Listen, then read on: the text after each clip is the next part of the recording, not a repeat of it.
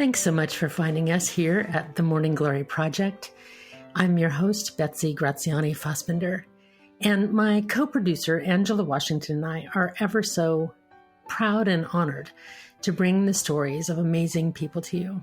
These are survivors, thrivers, innovators, and trailblazers who tell us not just their stories, but how they got through whatever they got through to get to where they are. We hope you find them as inspiring as we do. Thanks so much for listening and for giving us the honor of your time.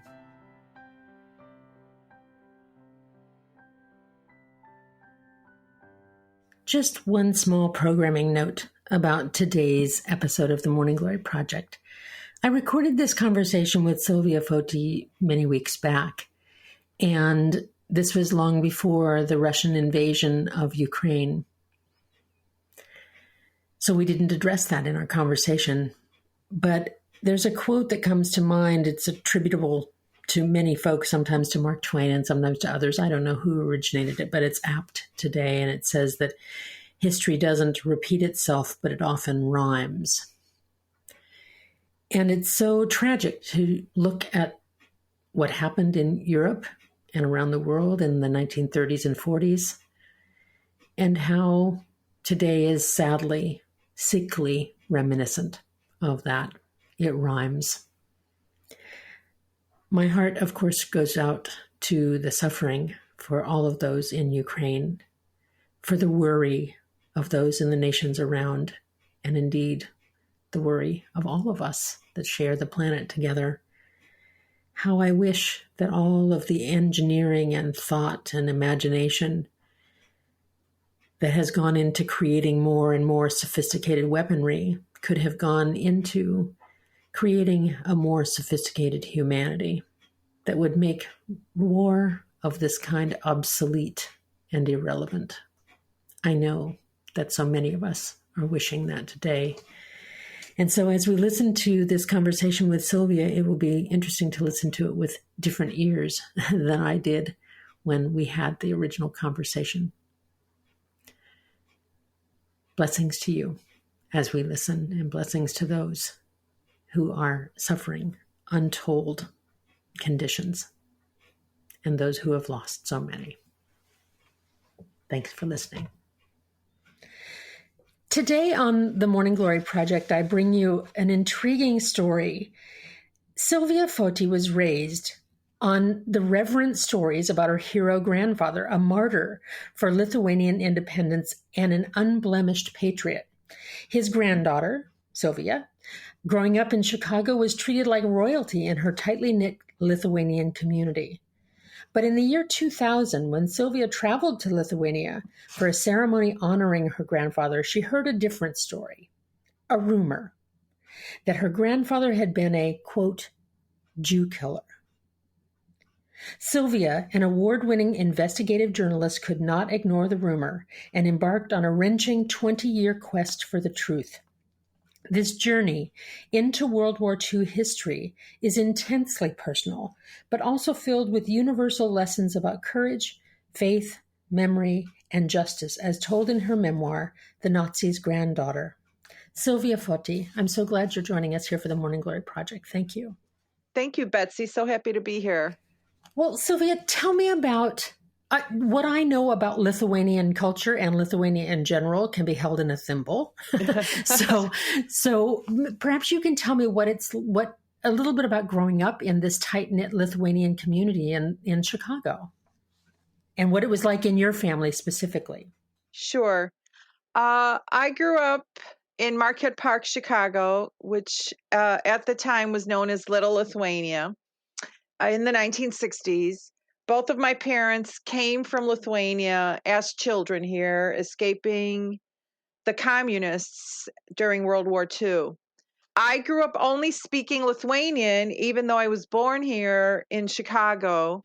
And when I went to kindergarten, I still couldn't speak English. Wow. And this was a thing Lithuanian families did with their children to try to preserve the culture. It was very common. And, I did learn English within a few months, and I don't remember it being difficult or traumatic at all. But I am grateful that I was able to have that primary language as Lithuanian when I started off. So when I grew up, I heard a lot of stories about my grandfather, Jonas Noreka. Who had passed long before you were born, of course. Yeah, he died in 1947 in a KGB prison because he fought against the communists. And, when I was growing up, I was always raised to hate the communists because they took Lithuania, my parents' homeland, which I considered my homeland as well, even though I was born here. And, like as a punishment, my grandmother would say things like, she would say things like, if you're going to be bad, we're going to give you to the communists or something like that. So that was the boogeyman in your household. Yes, that was the communists were the boogeyman in my household. Exactly. So, anyway, as I was growing up, I only heard wonderful things about my grandfather, how he died in a KGB prison because he fought so bravely against the communists. In 1946, he tried to lead a rebellion against the communists. They had just taken over the country for the second time in World War II. And that's when he called himself General Storm. He was only a captain in the army, but because he was trying to lead this rebellion, he gave himself the code name of General Storm. Before that, he was in a Nazi concentration camp for 2 years. And I was told it was because he tried to save Jews. Before that, he was the governor of Šiauliai, the second largest region of Lithuania at the time during the Nazi occupation. And then before that, he led the first rebellion against the communists when they invaded for the first time during World War II in 1941. And Lithuania won. They did get rid of the communists. Of course, right after that, the Nazis had occupied the country. So all my life, my mom had been working on a book about her father. The Lithuanian community here had asked her to do it. And so this was her project to write the book about her father. And I always remember her collecting material on him, talking about him, even giving presentations on him. Sometimes there were ceremonies here in Chicago about him that we would attend. So this is no small story of heroism. This is a big lore. It's an epic kind of story of this larger than life hero that you grew up. It wasn't just even within your family; it was within your whole Lithuanian community. Yes, people had heard of him. He has a school named after him in northern Lithuania.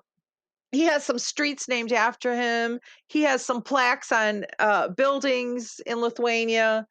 In 1997, my mother, brother, and I were invited to go to Lithuania, and my mom received this Cross of the Vytis from the then president Algirdas Brazauskas. And this is the highest honor anyone can receive posthumously. She received it for her father, of course. So he was given the highest honor possible that Lithuania can give. So your mother made it she had this long held mission to write your father's story. Right, her father's story. Her father's story, right, my grandfather. Right. Yeah. Well, she was trying to work on it and had collected a lot of material on him. But then in the year 2000, she was only 60 years old. She got very sick and was dying. And so she called me to her bedside in the hospital and took my hand. And at the time I was a full-time journalist. Now I'm a high school teacher. But she took my hand and said, "Silvia, you have to write the book." And, I was devastated because I knew that the only way she would be passing this project over to me is because she knew she was dying. I was still having difficulty accepting it.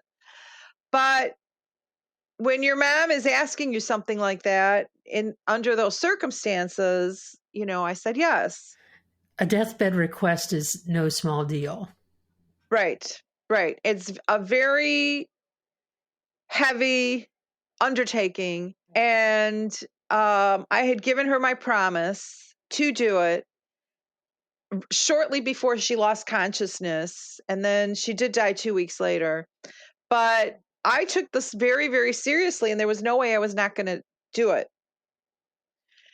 So here I was left with this rather insane deathbed promise. And I took it wholeheartedly, enthusiastically, and got all the material my mother collected from her house, brought it to my house.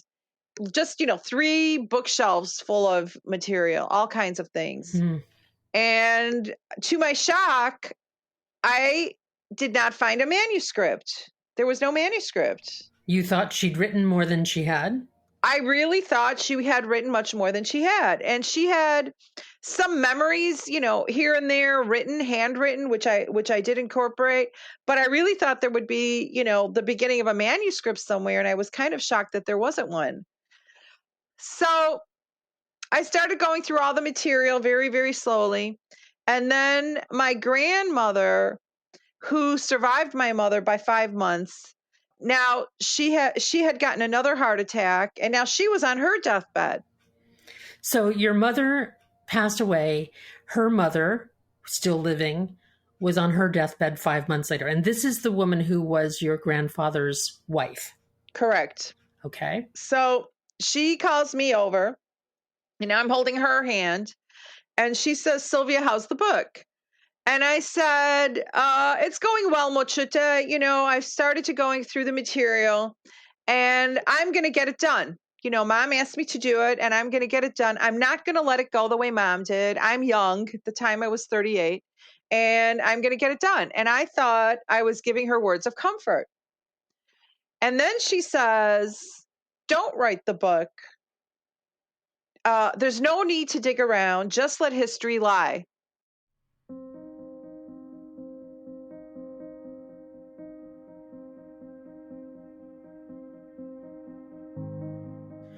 Okay, so you've got 2 deathbed edicts here that contradict each other from 2 women you love.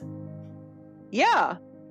And I did not understand. I mean, when my grandmother said that, I took it as she was just trying to ease my burden, kind of give me a pass. Because this project had kind of stressed out my mother. And I thought she was just trying to make my life easier. She's trying to rid you of the burden your own mother had left. That's all I thought at the time. But that's not what was true. No, I don't think so. So tell me about the next stages. What happened after that? After your mother passed, and first of all, I'm so sorry you lost your mom and your grandma in such close succession. Yeah. That's a really difficult thing to go through. And so that had to have you reeling anyway. It did. And then on top of it, now you've got the yes, do it, and the no, don't do it messages from them. But if you thought, I'm putting myself in your socks, Sylvia, and I'm thinking, well, if I thought grandma was just kind of giving me a break, but mom asked me to do this, I would still do it. Yeah, that's kind of my thinking. Right. So I was still going to do it. And they both wanted to be buried in Lithuania, their beloved homeland. So my brother and I decided to bring their cremains to Lithuania on October 8th, 2000. October 8th is my grandfather's birthday, and he would have been 90 years old then. So it was kind of a memorial birthday and this double funeral burial. And lots of people came to pay their respects because of General Storm's, him being so famous. Right. So anyway, we buried them. And then the next day, my brother and I went to visit the school named after my grandfather. And we were greeted very grandly. Lots of school children there holding flowers, singing beautiful Lithuanian songs. And then we were ushered into the director's office. And he says, "I heard you're writing this book, that you took over the project from your mother." And I said, "Yeah, you're right." And he says, "You're such a good daughter. Our country really needs its heroes. I'm so glad you have undertaken this project." And I said, "Thank you." And then I said, "As long as I'm here, why don't you tell me how you named the school after my grandfather? Because I'd never heard the story yet." And he said, well, before we had this horrible Russian name, because Lithuania was occupied by the Soviet Union from 1944 to 1990. And it finally got its independence again back in 1990. So after 1990, they wanted to give it a good Lithuanian patriotic name. And my grandfather was born in that town. And so they said it was just a natural that they named the school after him. And I thought that would be the end of the story. But then he pulls me to the side and he says, you know, I got a lot of grief over naming the school after your grandfather. And I said, grief from who? And he looks at me like I should know this. And he says, from the Jews. And I said, what could the Jews possibly say about my wonderful, legendary grandfather? Who supposedly saved them. Who supposedly saved them. Exactly right. And he's looking at me again like, you know, how come I don't know this? And he says, well, he was accused of killing Jews. That must have hit like a horse's kick to your chest. Yes, I was completely, totally unprepared, very naive. Nobody had ever said anything about this to me. So, yeah, I felt like someone punched me in the gut, and I literally needed to sit down. When he said that, I was standing and like my knees were buckling, and I had to like find a seat somewhere. You know, there's a line in your book, Silvia, that caught me. It's just in the very beginning, and it says, so I was caught so implausibly uninformed that the shameful evidence flattened me. And I've been thinking about that ever since I read that line, and thinking how sometimes we discover something so shockingly different than what we believed about a loved one or our history or our mate or our family member, whatever it might be, that that term flattened me, and being so implausibly uninformed. I think of, you know, people that discover that their partner has a double life and a second family, or, you know, those kinds of things that we discover. But this, to find out that your grandfather, the hero, was not indeed a hero at all. Yeah. At least not on the world scale. Perhaps he was a hero to some, but we don't want to count that. So tell me, so then you, after this, the investigative journalist in you was awakened. Yeah, but so was the scared little girl who was the granddaughter, was still had a very strong presence. So I came back to Chicago and I talked to my father and other members of the community. And I'm like, have you guys ever heard this crazy rumor of Jonas Noreka killing Jews? And they're all like, yeah, we heard it. And I'm like, what? How can it be that nobody's ever told me about this? And they said, well, it's not true. Why would we talk about something that's not true? It's just communist propaganda. And I'm like, wow. So they weren't lying to you. They just didn't believe those rumors. Yeah. And I guess, you know, nobody thought it important enough to even mention to me. And this was always my mom's project. And, you know, this was kind of her thing. So I wasn't that involved in anything concerning his life, really, to that deep extent, until I started researching. Tell me what, I understand what drove you to investigate. I mean, curiosity isn't a big enough word. It's an itch that has to be scratched when there's something you have to discover like this. But tell me what was the thing that you discovered that was the true nickel drop, where you said, oh, this is undeniable. He was a Nazi. It took me almost 10 years to find this. And of course, it was in my mother's archive all along. But I didn't get to it until I think I was ready to get to it. And this book has taken me 20 years to write, because the first 10 years I spent getting over the denial of this. And the way I did that is the journalist in me finally said, you know, there's no way you can ignore this. You're going to have to investigate this rumor and at least address it. But I had this fantasy of exonerating him in it. And so that's kind of what pushed me at least to begin looking at the whole Nazi era in Lithuania. So I finally started looking, and almost immediately I found a document that my grandfather signed while he was governor of Cholet during the Nazi occupation. And one of the documents that he signed called for the rounding up of all Jews and half Jews in his region of Cholet and bringing them to a ghetto that he wanted newly created in a northern town called Żagarie. And, it's a rather long document, and it calls for how they need to be rounded up, how much money they can bring, how many personal items they can bring, and how they all need to be there within a week by August 29th. And it didn't take me long to research what happened to them. So about 2,000 Jews were rounded up, and within 6 weeks, they were all murdered. Mm. And the date chosen was Yom Kippur that they were murdered on top of it. Silvia, I just try to imagine what it must have been like for you to sit there and have the undeniable, what's the word I'm looking for? Having the unbelievable evidence before you. Yeah, I took this document very seriously. It's a primary source document. His signature was on it. And, as a journalist, that's the strongest type of document you can find. It's not hearsay.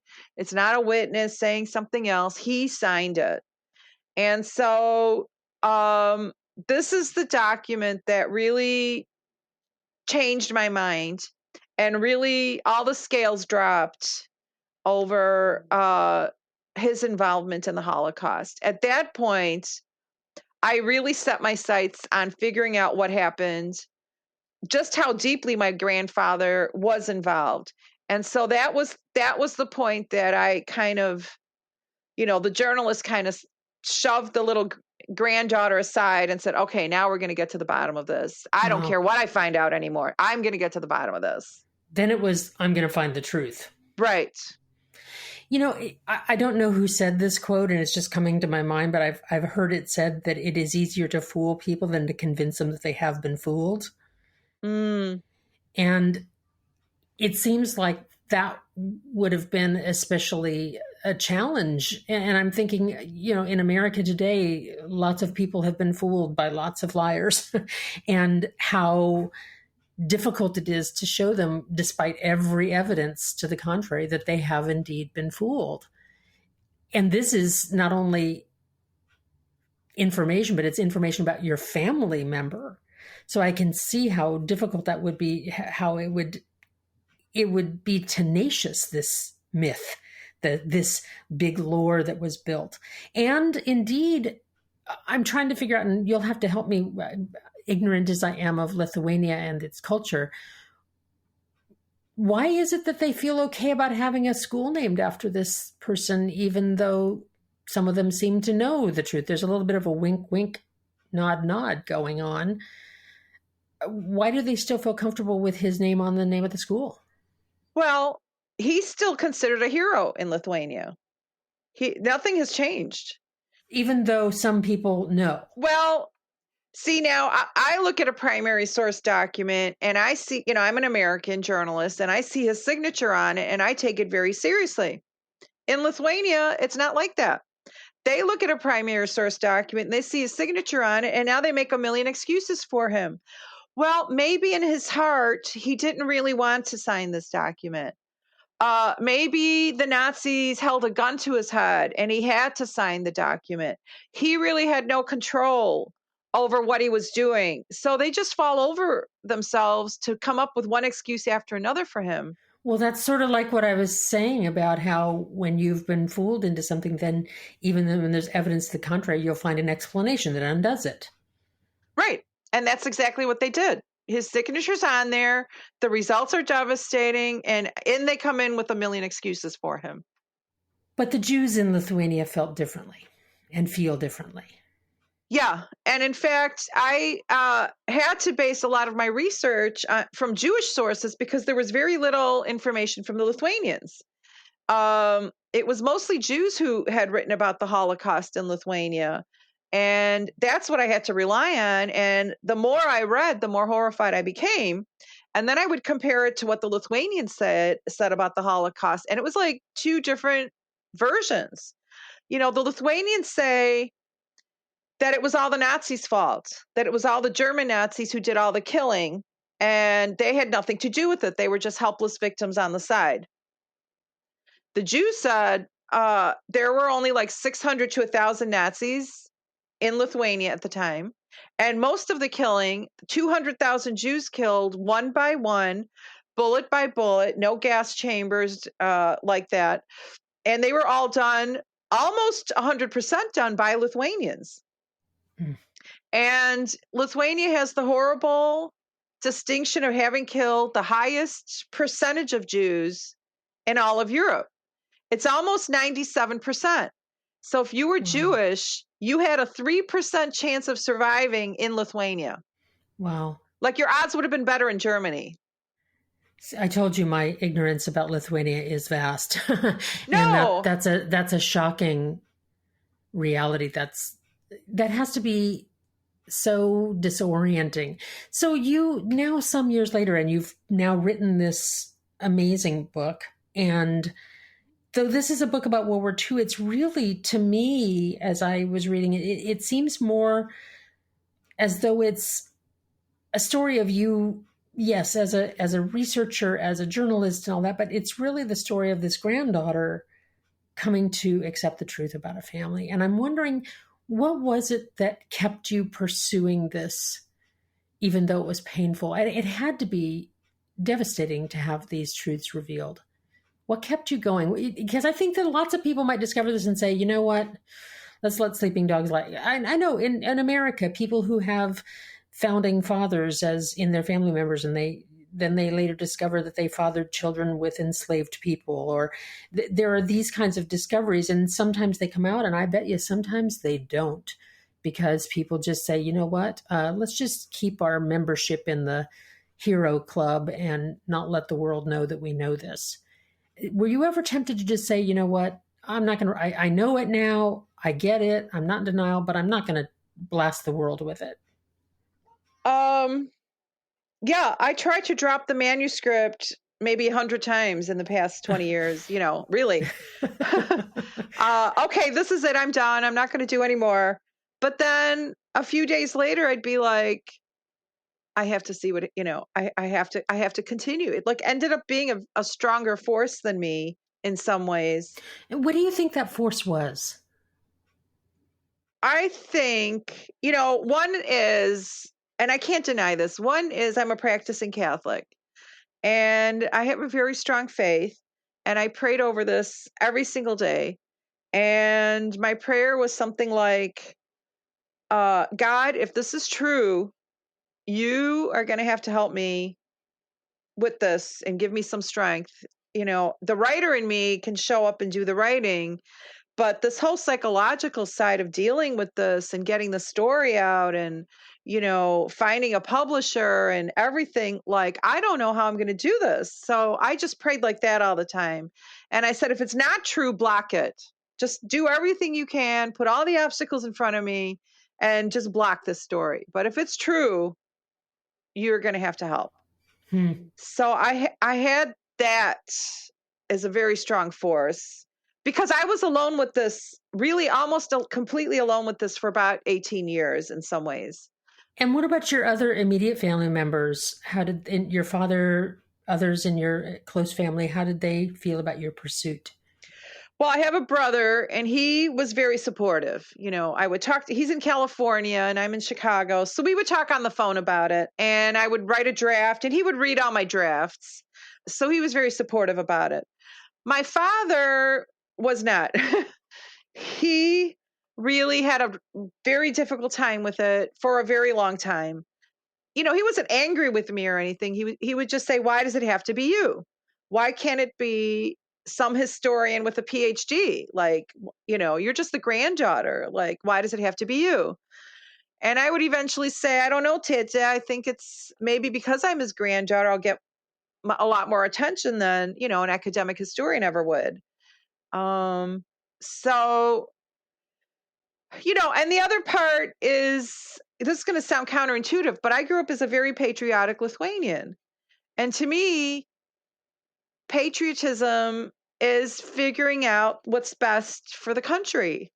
And to me, the truth is better than the fairy tale. And if this is the truth, Lithuania needs to know this, and come to terms with it, because if this is really what happened and this has been hidden from us, we need to come to terms with what happened. It's very traumatic for Lithuanians, for me, and I think for other Lithuanians, to kind of get with the idea that our ancestors were the perpetrators in the greatest crime in history, and it is traumatic. But if it's true, it's better to face the truth. I mean, than to just live with this fairy tale.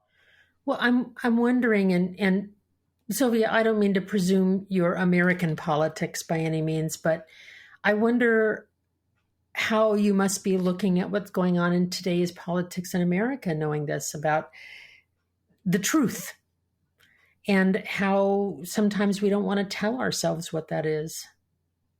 Yeah, I mean, it's possible to apply this, in any circumstance that's very difficult and painful, and where the country's polarized on issues. And so, what's happening today with the Confederate statues is similar. There's all kinds of parallels you could bring to it. Yeah. But yeah, the important thing is to get down to what really happens and just face what really happens. Well, this is a dramatic and touching and such a story of determination in pursuit of truth, that it's just an admirable book, and you're an admirable woman. I'm so honored by your story and that you would share it with us here. Silvia Foti, thank you so much for being part of the Morning Glory Project. Your book, The Nazi's Granddaughter, How I Discovered My Grandfather Was a War Criminal, it's a document that anyone interested in World War II history and certainly Lithuanian culture must read. Thank you so much for being part of the Morning Glory Project. Thank you, Betsy. It's been my privilege.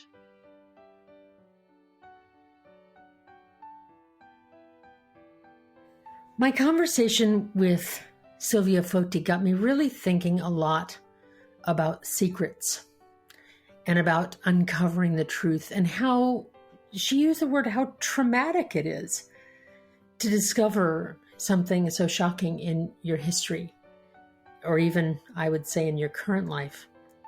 But how the hunger for truth eventually overrode her hesitations and her quandary, and her seeking help in terms of her own faith from a higher power to help her get through that. I'm struck by a quote from Winston Churchill that says, "The farther backward you can look, the farther forward you can see." And I've been thinking a lot about how history has lessons for us and how easily they're ignored, and how we mustn't. That telling the truth about our history lets us see the truth about our present and plan for the truth about our future. That's a rather big deal in these troubling times that we're living in right here in the United States in 2022. Letting the evidence tell us what's true, not our opinion, left, right, or center, not our bias, but what are the facts? What's the truth? And even when that truth contradicts a long-held belief, that's tough. There's another quote that they say in 12-step rooms, which is, "You're only as sick as your secrets." So the opposite of that must be true. We're as healthy as the truth lets us be, right? I'm going to hold on to that as my extra bloom for today. Thank you so much for listening to the Morning Glory Project. It's my honor that you would give us your time, and I hope that wherever you are, that you are finding your truth, and that is fertile ground in which you can bloom.